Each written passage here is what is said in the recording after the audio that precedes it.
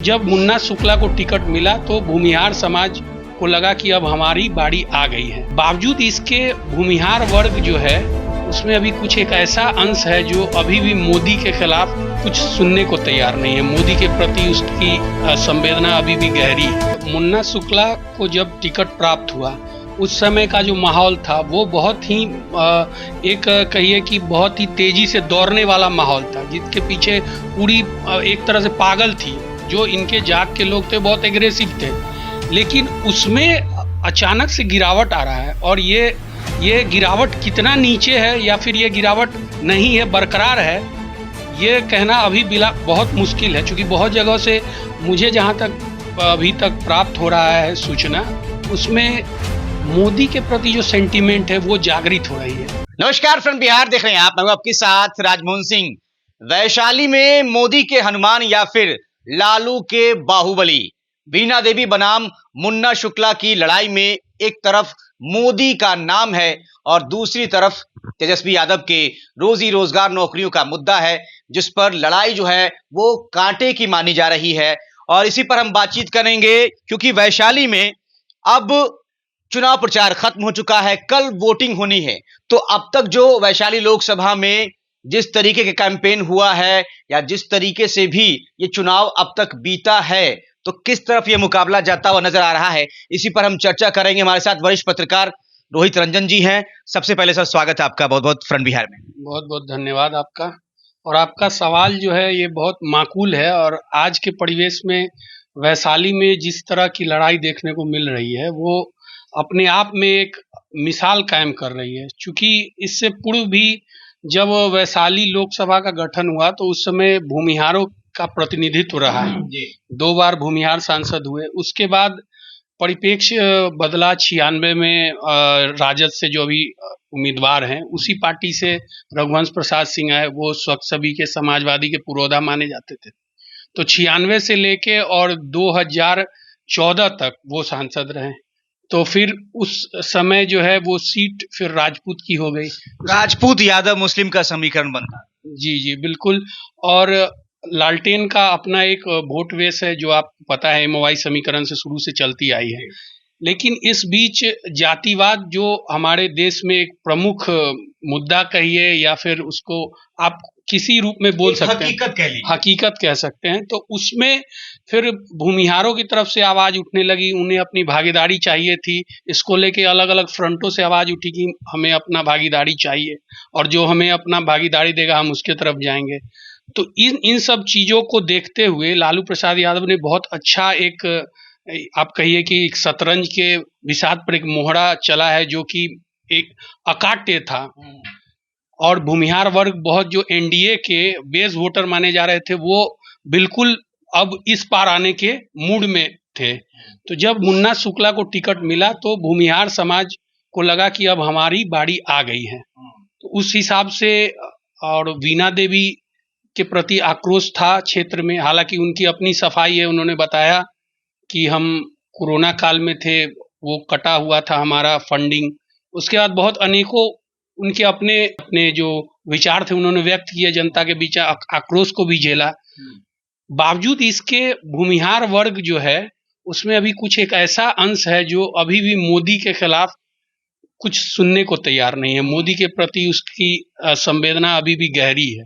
मुन्ना शुक्ला ने तो मोदी के खिलाफ भी शुरुआत से लाइन पकड़ ली, तो कहीं इससे नुकसान होने जा रहा है? भूमिहार वोट जो है वो पूरी तरीके से RJD के साथ जुड़ने वाले हैं या नहीं, इस पर कहीं ना कहीं संशय की स्थिति बनी हुई है। बिल्कुल, ये बहुत अच्छा सवाल आपने किया कि भूमिहार जो है प्रबुद्ध जात है, पढ़े लिखों का जात है।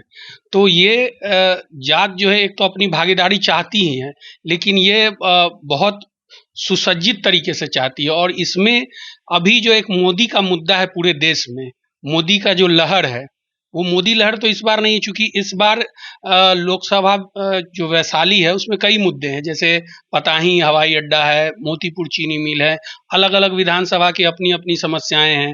जैसे कांटी में आपको स्टेशन पर मेल एक्सप्रेस रुकवाने को लेकर बहुत दिन से चल रहा है।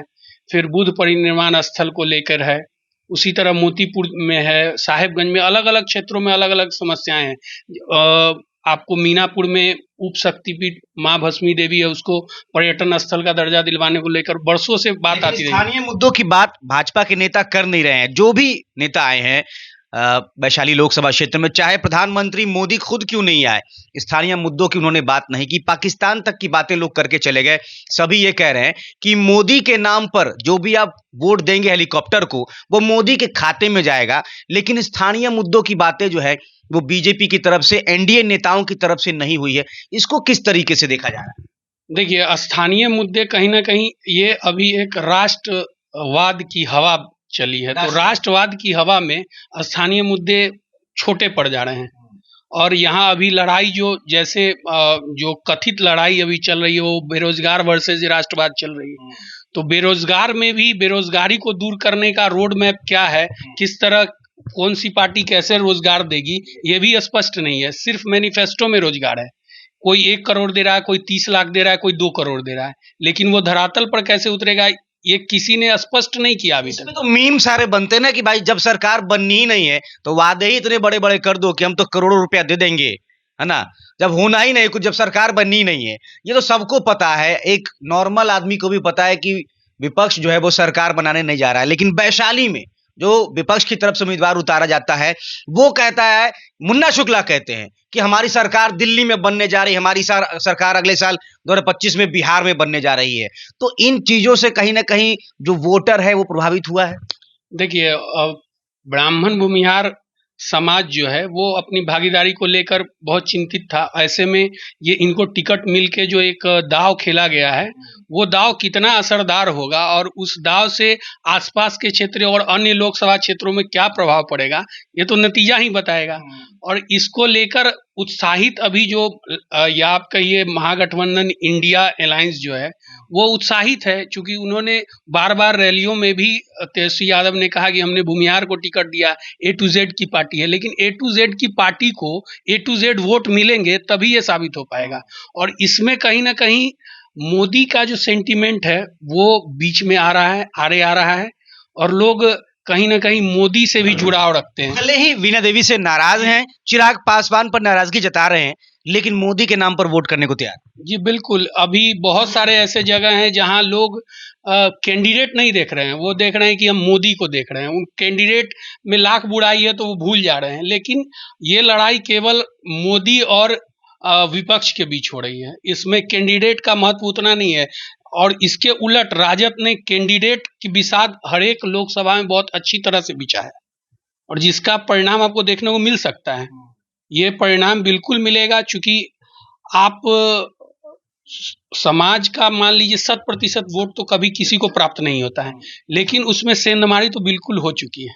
उससे हम बिल्कुल अलग नहीं बोल सकते हैं, बिल्कुल इतर नहीं हो सकते हैं कि जो वोट एनडीए का कोर वोटर माना जा रहा था उसमें तो सेंधमारी हो चुकी है, वो बिल्कुल कटेगा। लेकिन अब वो कितना ज्यादा असरदार होगा ये बहुत रोचक और दिलचस्प। परसेंट भूमिहार वोट जो है वो आरजेडी के साथ, महागठबंधन के साथ जाना तय करेंगे मुन्ना शुक्ला के नाम पर, इस पर कहीं ना कहीं जो है बहुत कुछ टिका रहेगा। बिल्कुल बिल्कुल, देखिए दावे अलग अलग होते हैं, हर एक प्रत्याशी के अपने अपने दावे हैं कि हमारा 100% वोट है, 90% वोट है, 60% वोट है।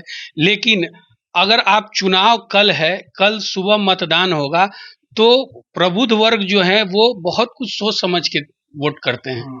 उन्हें केवल प्रत्याशी, वो केवल मोदी को देख रहे हैं और उनके उलट जो विपक्ष में है उसके प्रत्याशी को भी देख रहे हैं।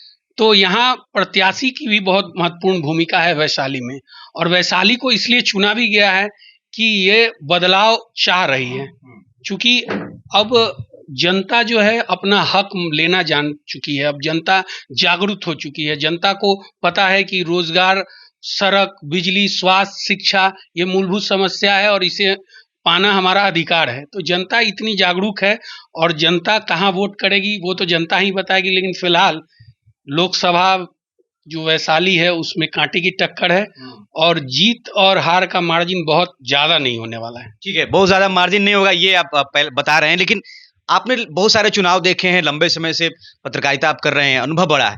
तो इस बार मुन्ना शुक्ला भी कई बार चुनाव लड़े हैं, आपने देखा है कि कई बार वो चुनाव लड़े हैं और लोकसभा का चुनाव भी कई बार लड़े, लेकिन सांसद तक पहुंच नहीं पाए।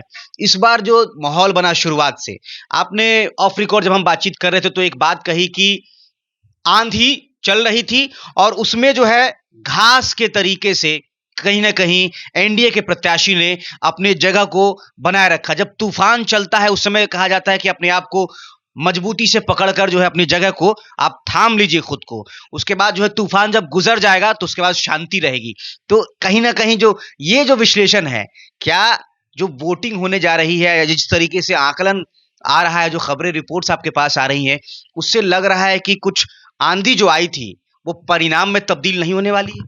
जी बिल्कुल, देखिए मुन्ना शुक्ला को जब टिकट प्राप्त हुआ उस समय का जो माहौल था वो बहुत ही एक कहिए कि बहुत ही तेजी से दौड़ने वाला माहौल था, जिसके पीछे पूरी एक तरह से पागल थी। जो इनके जात के लोग थे बहुत एग्रेसिव थे, लेकिन उसमें अचानक से गिरावट आ रहा है। और ये गिरावट कितना नीचे है या फिर ये गिरावट नहीं है, बरकरार है, ये कहना अभी बिला बहुत मुश्किल है। चूंकि बहुत जगह से मुझे जहां तक अभी तक प्राप्त हो रहा है सूचना, उसमें मोदी के प्रति जो सेंटीमेंट है वो जागृत हो रही है। तो वो सेंटीमेंट कितना अधिक जागृत होता है और कितना वो काम करता है उस पे असरदार होगा। और ये चुनाव बिल्कुल उसी पे है, क्योंकि यहाँ वैशाली लोकसभा में भूमिहार वोट निर्णायक साबित होगा।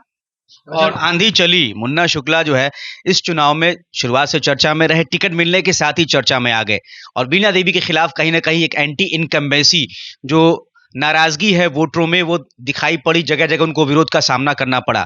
और उसके बाद आप कह रहे हैं कि माहौल बदल गया, कि बीना देवी जो है वो शांति से चुनाव लड़ रही हैं और इधर मुन्ना शुक्ला के लिए जो खूब शोर शराबा हो रहा है, लेकिन परिणाम जो है वो हो सकता है कि कहीं उल्टा हो जाए, ये भी कहा जा रहा है। बिल्कुल, इसमें कोई दो राय नहीं है। अगर अगर आप विधानसभावार देखें तो 6 विधानसभा में 4 विधानसभा में एनडीए के विधायक हैं और 2 विधानसभा में महागठबंधन के राजद के ही उम्मीदवार विजयी हुए हैं। तो इस हिसाब से भी, और एक चुनावी प्रबंधन जो होता है, चुनावी प्रबंधन में कहीं ना कहीं एनडीए आगे चल रही है। चुनावी प्रबंधन में बहुत सारी चीजें आती हैं, जिस तरह से बूथों का मैनेजमेंट हुआ, फिर वोटर की जागरूकता का मैनेजमेंट हुआ। आपको मैं बार बार बोल रहा हूं कि ये चुनाव जो है मोदी बनाम विपक्ष है। इसमें उम्मीदवार का कोई आधार या उम्मीदवार का कोई रोल नहीं है। ये केवल मोदी के खिलाफ जो भी विपक्ष के उम्मीदवार हैं वो लड़ रहे हैं। और ऐसे में मुन्ना शुक्ला जो है वो भूमिहार का चेहरा बन के उभरे हैं। तो भूमिहार के एक बड़े वोट वर्ग में सेंधमारी कर ये लड़ाई में बहुत तेजी से आगे बढ़ रहे हैं। लेकिन वो वोट बैंक जितनी तेजी से आगे बढ़ी थी, वो वोट बैंक इनके स्टेशन पर आके रुक रही है या फिर वो बीच में होल्ड कर जा रही है, ये बड़ी बात है। और ये अभी तेजी से जो बीते 24 घंटे में है, ये बहुत पलटवार हो चुका है इसमें। तो अभी बिल्कुल ये कह देना कि क्लीन स्वीप है, मुन्ना शुक्ला जीत रहे हैं या वीणा देवी जीत रही है, तो ये बिल्कुल सही बात नहीं है। ये कांटे की टक्कर है। मतलब कुल मिलाकर ये है, रोहित रंजन जी ये कह रहे हैं कि वैशाली में मुकाबला कांटे का होने जा रहा है और भूमिहार वोट जो है वो कहीं ना कहीं निर्णायक साबित होने वाले हैं। वैशाली जो लोकतंत्र की जननी कहलाती है, जहां से लोकतंत्र का सबसे पहले प्रचार प्रसार होता है, और यहां वैशाली से एक नया संदेश देने की बातें पिछले 1-2 महीने से लगातार कही जा रही है, इतिहास बनाने की बातें कही जा रही है और मोदी को चुनौती देने की बात जो है लगातार यहां पर की गई है। तेजस्वी यादव ने बहुत सारी सभाएं की हैं मुन्ना शुक्ला के समर्थन में। चुनाव प्रचार के आखिरी दिन भी तेजस्वी यादव और मुकेश सहनी पहुंचते हैं मड़वन में और वहां पर भी संविधान को खतरे में बताया जाता है, लोकतंत्र को खतरे में बताया जाता है, उसी लोकतंत्र की धरती पर जहां से इसकी शुरुआत होती है। तो वैशाली इस बार कौन सा नया इतिहास लिखने जा रहा है, ये बहुत जल्द पता चल जाएगा। 25 तारीख को यानी कि कल वोटिंग होनी है वैशाली लोकसभा क्षेत्र में और कल ही जो है किस्मत तय हो जाएगी, चाहे वो एनडीए की तरफ से चिराग पासवान की पार्टी हेलीकॉप्टर छाप से वीणा देवी हो या फिर महागठबंधन समर्थित आरजेडी के प्रत्याशी मुन्ना शुक्ला हो। इन दोनों के बीच जो लड़ाई है उसकी किस्मत जो है वो कल मतदान के बाद तय हो जाएगी। कांटे का मुकाबला फिलहाल इसको माना जा रहा है। अगर जीत होगी तो भी बड़े अंतर से नहीं होगी, हार जीत जो है वो बड़े अंतर से नहीं होगी, ऐसा कहना है सीनियर जर्नलिस्ट रोहित रंजन जी का। आपकी राय कमेंट में जरूर बताएं। बने रहे फ्रंट बिहार के साथ। नमस्कार।